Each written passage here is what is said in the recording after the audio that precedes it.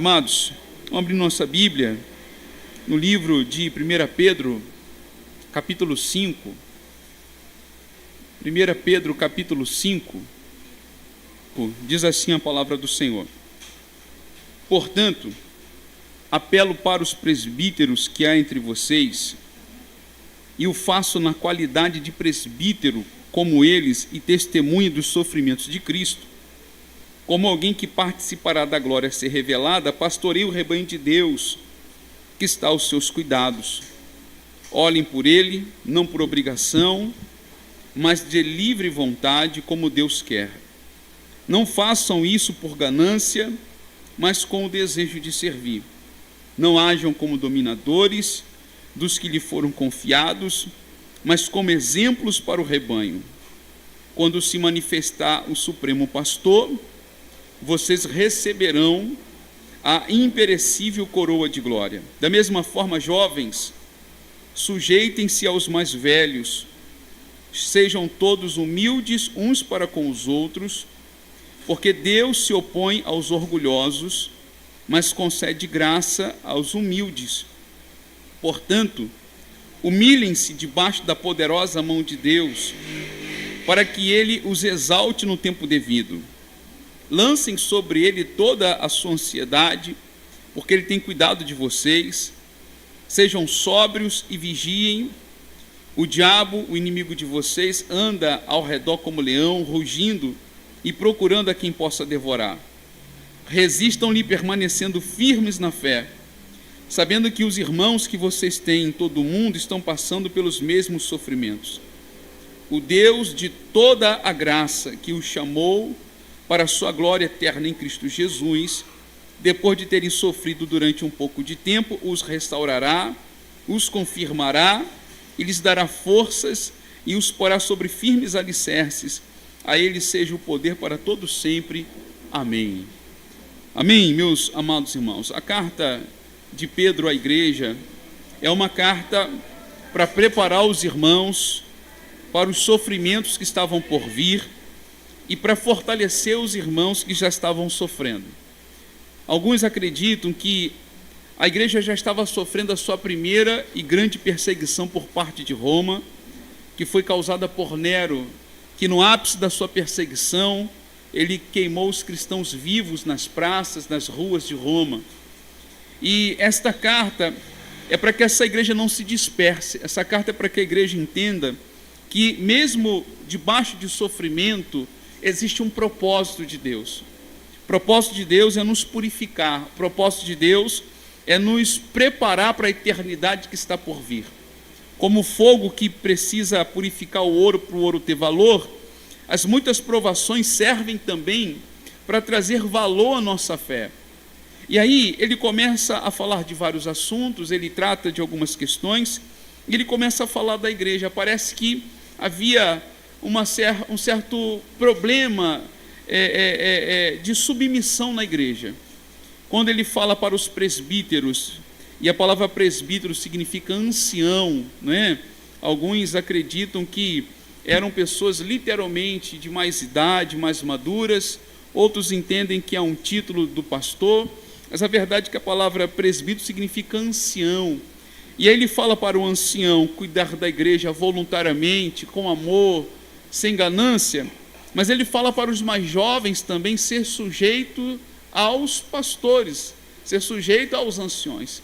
Então, alguns acreditam que esses jovens aqui não é literal, mas quem sabe está falando da fé das pessoas, algumas pessoas que ainda eram jovens na fé.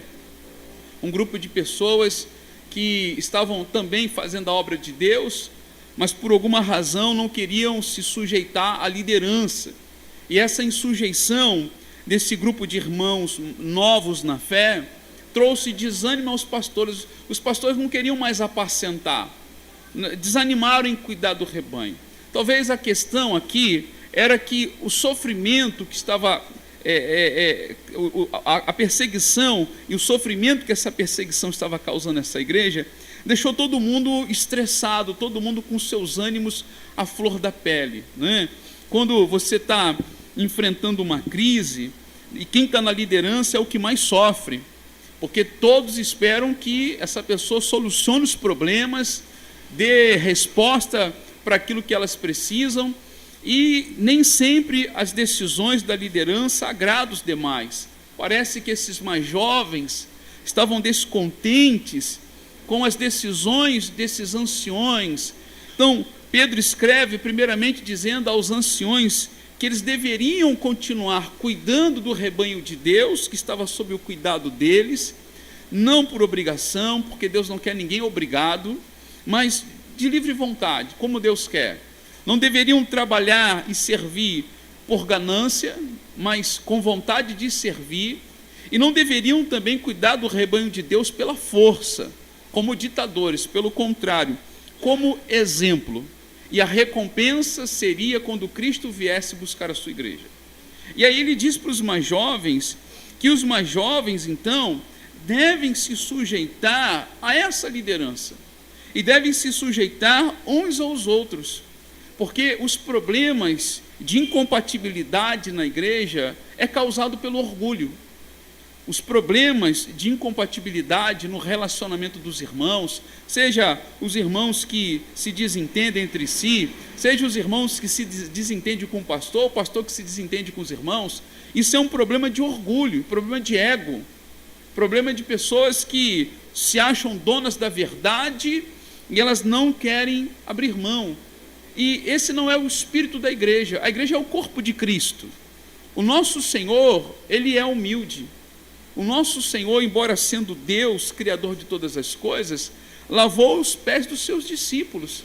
E esse era um problema recorrente na igreja, acredito que ainda continua sendo um problema recorrente entre nós. Você vê quando Paulo vai escrever para a igreja dos Filipenses, Paulo diz isso, que haja entre vós o mesmo sentimento que houve em Cristo Jesus, que embora sendo Deus, não teve por usurpação ser igual a Deus, mas veio como servo, e como servo mais humilde de todos, obedeceu ao Pai, levou a sua cruz, cumpriu o seu ministério até o fim, e Deus exaltou ele.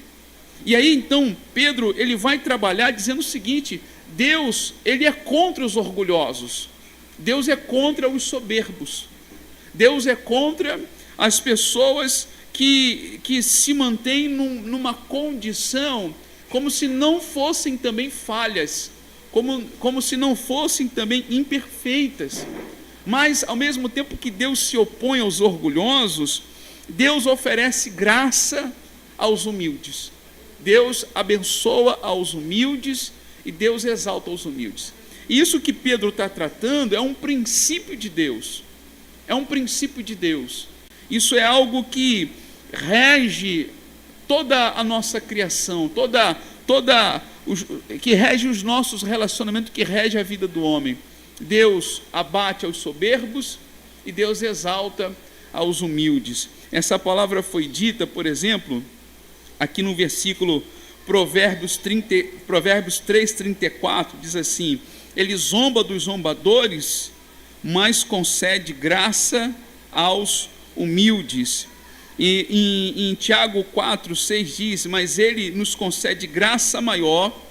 Por isso diz a Escritura: Deus se opõe aos orgulhosos, mas concede graça aos humildes. Deus se opõe aos orgulhosos, mas concede graça aos humildes. Jesus disse: bem-aventurados os pobres de espírito, os humildes de espírito, porque deles é o reino dos céus. Aí você está me ouvindo, você diz: pastor, obrigado pelo conhecimento, mas graças a Deus não estou tendo problema de relacionamento, não estamos de bem com o senhor aqui, a gente não está brigado contigo, está tudo bem. Só que ele aproveita o tema do orgulho, de se humilhar, e ele vai aplicar isso à ansiedade, porque como esta igreja está sofrendo, como existe muita preocupação no coração dessa igreja, existe muita preocupação: o que vai ser da nossa vida, o que vai ser da minha família, e como é que eu vou fazer, supondo que de fato já havia uma perseguição, uma hostilidade por parte de Roma. O que faremos nós? Nos mudaremos, tentaremos fugir, tentaremos nos esconder, vamos resistir? O sofrimento gera muita inquietação, não é? Quando chega o problema, quando chega a adversidade, isso gera muita preocupação. E aí ele aproveita o tema do orgulho e da humilhação, e ele diz no versículo 6, portanto, se Deus se opõe aos orgulhosos, mas Deus dá graça aos humildes, versículo 6, portanto, humilhem-se debaixo da poderosa mão de Deus, para que Ele os exalte no tempo devido. Por isso, humilhem-se debaixo da poderosa mão de Deus. E aqui uma coisa muito importante, a preocupação, de uma certa forma, é orgulho nosso, porque nós não podemos resolver nada sem Deus. Quando você se mantém preocupado, quando você se mantém buscando a solução dos seus problemas, tentando resolver os seus problemas sozinhos, você está dizendo o quê? Que você dá conta, que você é capaz, que você vai conseguir se livrar, mas nós não conseguimos, nós não damos conta, porque nós somos pecadores, limitados, falíveis, cheios de falhas e imperfeições, que calculamos mal a nossa vida, que orçamos mal a nossa vida, que decidimos errados na nossa vida. O que seria de nós se não fosse a misericórdia do Senhor? Então ele diz, se Deus exalta aos humildes, então se humilhe diante de Deus, reconhecendo que nós não somos nada, que nós não podemos nada. É o que diz o Salmo 127, né? Se o Senhor não edificar a casa, em vão trabalham os que edificam. Se o Senhor não guardar a cidade, em vão vigia o sentinela. Jesus disse aos seus discípulos, sem mim nada vocês poderão fazer, então permaneçam em mim, para que eu possa permanecer em vocês. Mas ele diz o seguinte, humilhem-se, não é somente diante de Deus, humilhem-se debaixo da poderosa mão de Deus. O nosso Deus, Ele é tão poderoso.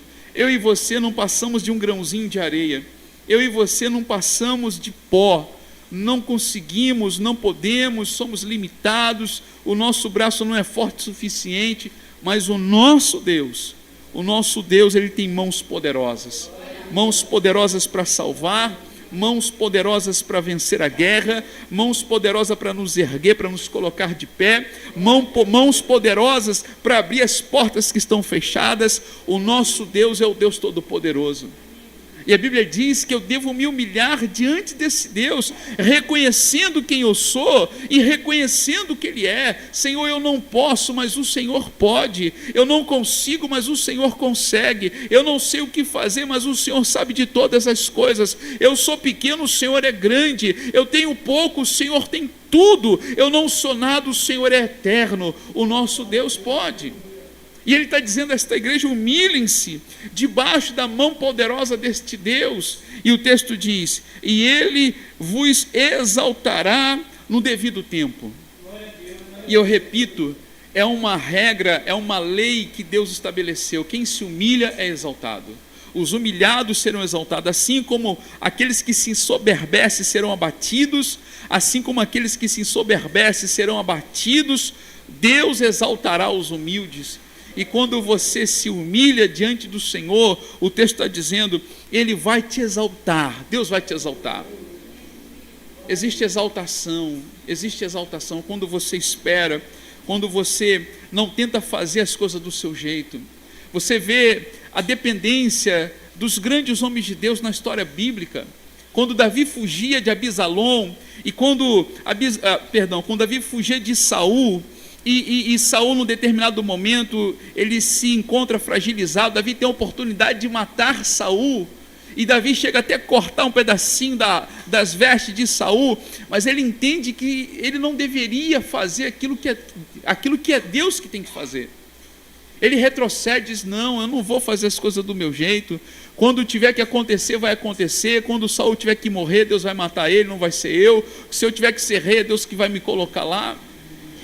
É você entender que é preciso esperar o tempo de Deus, é preciso esperar o agir de Deus, é preciso esperar a exaltação do Senhor.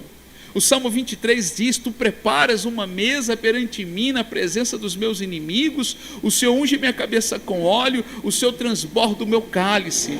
É preciso esperar este banquete, é preciso esperar o tempo de Deus.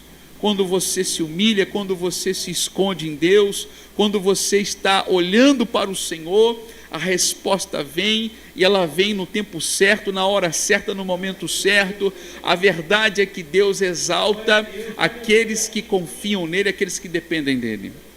Há um texto na palavra do Senhor que diz aqui, em Mateus 23, o Senhor falando para os fariseus, diz assim: pois todo aquele que a si mesmo se exalta será humilhado, e todo aquele que a si mesmo se humilhar será exaltado. Ainda em Lucas 14:8, pois todo que se exalta será humilhado, e todo que se humilha será exaltado. O versículo 7 diz: lançando sobre ele toda a sua ansiedade, porque ele tem cuidado de vocês. O versículo 7 é a explicação para nós do que significa se humilhar debaixo da poderosa mão de Deus. O que é isso, pastor? O versículo 7 diz: é lançar sobre ele toda a sua ansiedade, porque ele tem cuidado de vocês. E eu pensava, lançar sobre ele, eu imaginei a cena, de um homem carregando um fardo muito pesado, sozinho, e Deus do lado, disposto a ajudá-lo, mas a pessoa não deixa, a pessoa não quer. Ela quer carregar a vida sozinha nas costas, ela quer resolver os seus problemas sozinha, ela quer vencer sozinha. Mas você pode descansar, você pode contar com a ajuda de Deus. A ajuda de Deus está disponível para mim e para você. O Senhor, Ele escolheu a mim e a você, fez de nós seus filhos, e Ele promete cuidar de nós. Ele promete intervir na nossa vida, nos ajudar nas nossas lutas, consolar o nosso coração, trazer vitória para a nossa vida. O texto diz: lança sobre ele a sua ansiedade, deposite no Senhor a sua preocupação, coloque diante de Deus aquilo que te angustia. Existem vários versículos na palavra. Eu queria ler com vocês o Salmo 55, se você puder abrir. Eu não vou ler só um versículo, mas vou ler todo o Salmo. Salmo 55, diz assim o salmista: escuta a minha oração, ó Deus, não ignores a minha súplica, ouve-me e responde-me. Os meus pensamentos me perturbam e eu estou atordoado.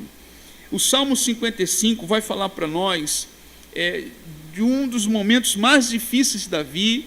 Muitos entendem que está se referindo àquele momento quando Absalão tenta usurpar o trono do pai, e a cidade se divide, e muitos amigos de Davi traem Davi, como Aitoifel, que era um dos conselheiros de Davi, e passa agora a aconselhar Absalão para que Absalão matasse o seu próprio pai. É um momento de angústia na vida de Davi. Então ele diz: ouve-me e responde, meus pensamentos me perturbam, estou atordoado, diante do barulho do inimigo, diante da gritaria dos ímpios, pois aumenta o meu sofrimento, irados mostram o seu rancor, o meu coração está acelerado, os pavores da morte me assaltam, temor e tremor me dominam, o medo tomou conta de mim. Parece muito que Davi está tendo um ataque de pânico, não parece, meus amados? Ele fala que o coração dele está acelerado, ele fala que está sendo tomado pelo medo, dominado pelo medo. Ele diz que tem pavor no seu coração. Não é isso que não é para este lugar que a preocupação nos leva, para a depressão, para o pânico, para as síndromes que começam a nos travar em prisões emocionais. Você percebe que isso não é coisa só de hoje, isso é coisa desde que o homem existe, existem essas coisas. Por isso que Deus, Ele fala tanto para nós não temermos e confiarmos nele. E Davi está dizendo: Senhor, eu estou paralisado pelo medo. Olha o que diz o versículo 6. Então eu disse: quem dera eu tivesse asas como a pomba, voaria até encontrar repouso. Sim, eu fugiria para bem longe, e no deserto eu teria o meu abrigo. Eu me apressaria em achar refúgio, longe do vendaval e da tempestade. Você já sentiu vontade de sair correndo? Você já sentiu vontade de fugir da sua vida, de fugir dos seus problemas? Ah, se eu tivesse um lugar para me esconder, se eu tivesse um lugar para eu ir, eu ficaria lá trancado, ninguém me encontraria, eu ficaria lá para sempre, eu não quero saber de mais nada, eu não quero mais saber desses problemas que me atormentam, dessas coisas da vida que me preocupam. Quem nunca sentiu isso? E você vê Davi dizendo, se eu pudesse fugir para longe. Mas nós não podemos fugir dos problemas, não podemos fugir das adversidades, nós temos que enfrentá-las. Jesus disse que no mundo nós teríamos tribulações. E aí diz aqui no versículo 8, olha, versículo 9, destrói os inimigos, Senhor, confunde a língua deles, pois vejo violências e briga na cidade, dia e noite eles rondam por seus muros, nela permeiam o crime e a maldade, a destruição impera na cidade, e a opressão e a fraude jamais deixam suas ruas. E aí ele começa a falar sobre Deus faz justiça contra os meus inimigos. Parece que o coração de Davi é tomado pela ira, pela raiva contra os inimigos que se levantam. E eu entendo que, mais uma vez, esse é o sentimento comum de quem está sofrendo, não é? Se não é o pânico, se não é o medo, se não é a ansiedade, se não é a vontade de fugir, é raiva, é ira, é estresse, né? A paciência se esgota, a vontade de agir com violência. Olha só o que diz o versículo 12, olha o drama da vida de Davi. Se um inimigo me insultasse, eu poderia suportar. Se um adversário se levantasse contra mim, eu poderia defender-me. Mas logo você, meu colega, meu companheiro, meu amigo chegado, você com quem eu partilhava agradável comunhão enquanto íamos com a multidão festiva para a casa de Deus. E ele fala aqui, não é? E por isso que muitos entendem que é esse momento da rebelião de Absalão, porque Aitoifel era um amigo chegado de Davi, né? E ele foi ali que tramou certamente esse plano, esse golpe de estado com Absalão. Quem sabe ele foi que influenciou Absalão, né? Já havia o desejo no coração de Absalão, mas quem encorajou, quem sabe, foi Aitoifel. E Davi se sentia atraído. E Davi disse, olha, eu enfrentaria qualquer coisa, mas esse problema me machuca demais. Esse problema, ele pega na minha fraqueza, é tão difícil suportar a traição. E é assim que a vida é. Você não escolhe o sofrimento que você quer sofrer, você não escolhe a luta que você quer lutar. Você está aqui, nós estamos aqui, e a gente pode ser apanhados por um vento, por uma dificuldade, por uma adversidade que vai machucar, que vai magoar o coração, que vai deixar que vai deixar eu e você assim como Davi. Se fosse uma coisa, olha, eu seria tão forte, mas isso daqui, isso me pega, isso daqui, poxa, me machuca demais. É assim que Davi está se sentindo. Como vencer, pastor? Então, como vencer? Como conseguir enfrentar isso? Olha o que Davi diz aqui no versículo 16: eu, porém, clamo a Deus, e o meu Senhor me salvará.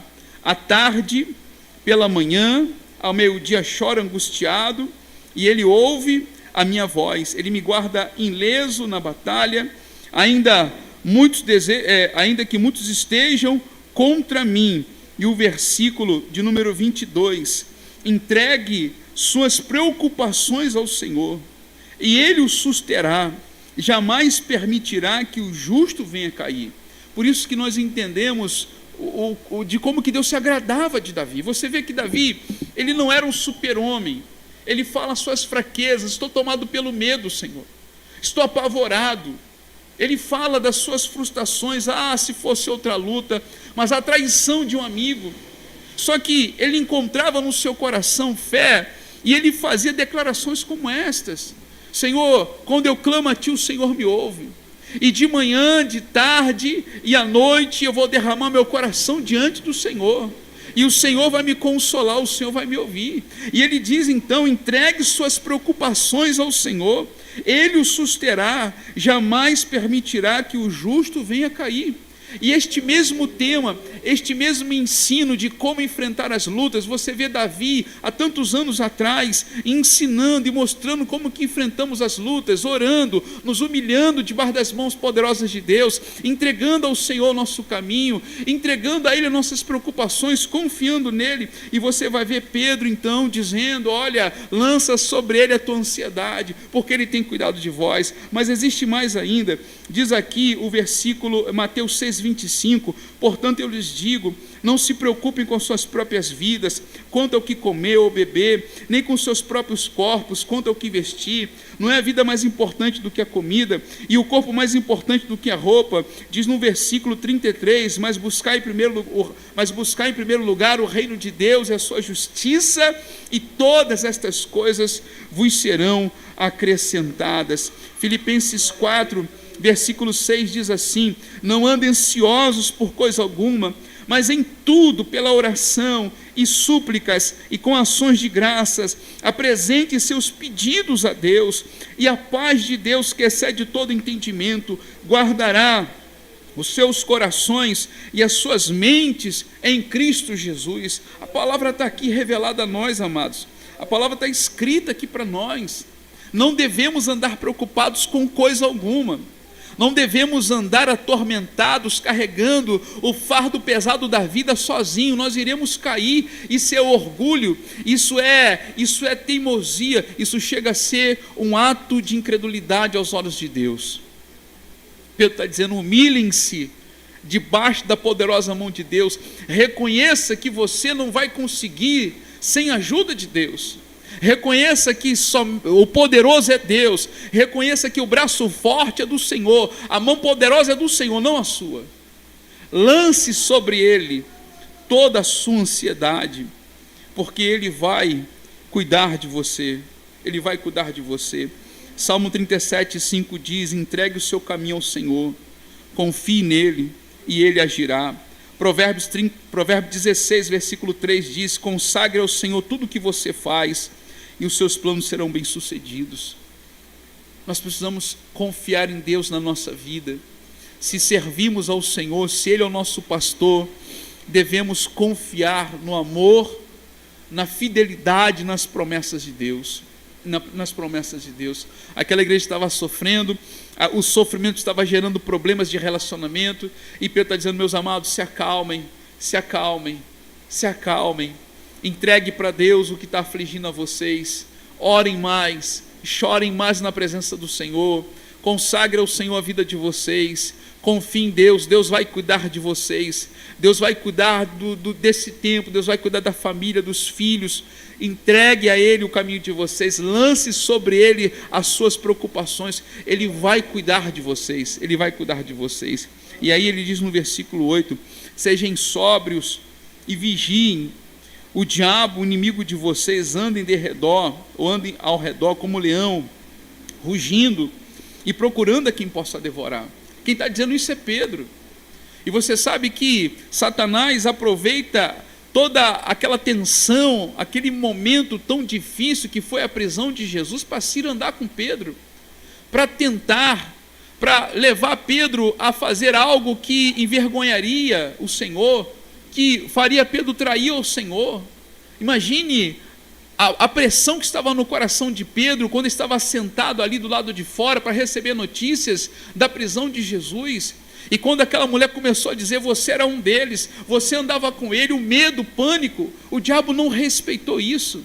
O diabo se aproveitou dessa fraqueza para levar Pedro e para tentar Pedro, para ele viver o seu momento mais difícil, quando ele nega o Senhor.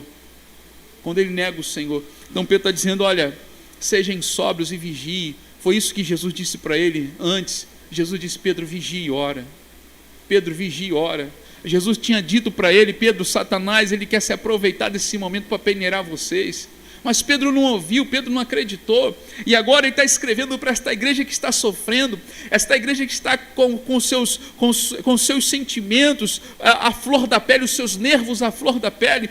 Pedro está dizendo: olha, não fiquem assim, entregue isso a Deus, confia no Senhor, se humilhe debaixo da potente mão de Deus, lança sobre Ele a ansiedade de vocês, Ele vai cuidar de vocês, e vigie, porque o diabo só quer uma oportunidade para entrar e para destruir e para tragar. O diabo, ele aproveita das fraquezas, dos momentos difíceis, de fragilidade, para vir com suas tentações, com suas sugestões. É nessa hora que o crente se desvia, é nessa hora que o crente diz: olha, sabe de uma coisa, eu não quero mais nada, eu vou embora. É nessa hora que o crente diz: olha, não está dando certo, eu vou voltar para o mundo, eu vou voltar para a minha antiga vida, eu vou voltar a praticar os meus antigos pecados, quem sabe eu esqueço do meu sofrimento, eu vou afogar minhas mágoas nos pecados que entorpeciam a minha alma, porque eu não quero mais sofrer. Pedro está dizendo: sede sóbrios, vigiem, vigiem, vigiem. Ele está querendo isso, ele está buscando a quem possa devorar. Amém? E aí ele diz no versículo 9: resistam-lhe, permanecendo firmes na fé. A igreja precisa permanecer firme na fé, em todos os momentos, mas principalmente num tempo de adversidade, de perseguição, de sofrimento. Você precisa estar firme na fé, firme na fé, firme na fé. Olhando para Jesus, que é o autor e consumador da sua fé, seguindo o Senhor, sem olhar para a direita nem para a esquerda, firme na fé. Nós vencemos o diabo com a fé, nós vencemos o diabo resistindo a ele. A Bíblia diz: sujeitai-vos a Deus e resisti ao diabo, e ele fugirá de vós. É preciso discernir que estamos em guerra, é preciso discernir que estamos sendo provados e precisamos ser aprovados diante de Deus. Amém ou não amém? Ele fala: resistam firmes na fé. E ele vai mostrar uma verdade, irmãos, que a gente precisa entender. Ele diz assim: sabendo que os irmãos que vocês têm em todo o mundo estão passando pelos mesmos sofrimentos. Não é só você que sofre, não é só você que está passando por luta, não é só você que está encontrando dificuldade de ir para a igreja, dificuldade de fazer a obra do Senhor. Toda a igreja, todos os irmãos passam pelos mesmos sofrimentos. Nós estamos sendo provados, nós estamos sendo purificados pelo fogo, nós estamos sendo testados. Nós temos que mostrar o nosso valor permanecendo firmes, mostrando que a nossa fé e a nossa alegria independe das coisas que estamos passando, mostrando para todos que tudo podemos naquele que nos fortalece. Não é só eu que estou sofrendo, não é só você que está sofrendo. Esse sofrimento está passando por toda a igreja do Senhor.